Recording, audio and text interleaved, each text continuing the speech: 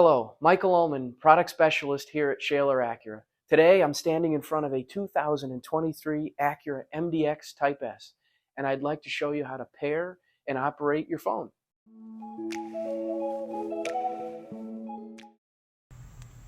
Okay, now that we're in the vehicle, open up your phone, and the phone that we're using today is an iPhone. If you have a Samsung or an Android device, the pairing process will be slightly different. So now that your phone is open, look for the gears. That'll be your settings button. Select settings. This is your main screen for your settings. Select Bluetooth and make sure your Bluetooth is on.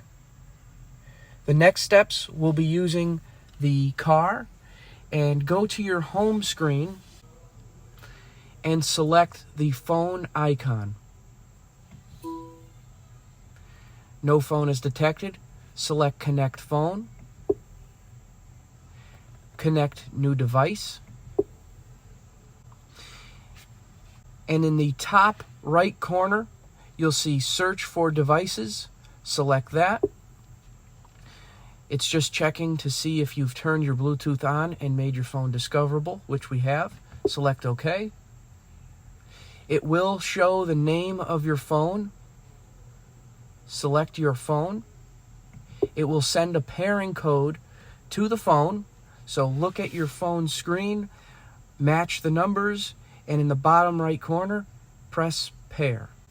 Another icon will show on the phone to allow to sync your contacts. You can select do not allow or allow. Today we'll hit allow. And model year 2022 or newer, in the MDX, you will have wireless CarPlay capabilities.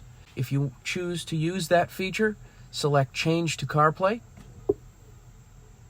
Select Continue. And another very important step, you will have another icon show on your cell phone to select Use CarPlay.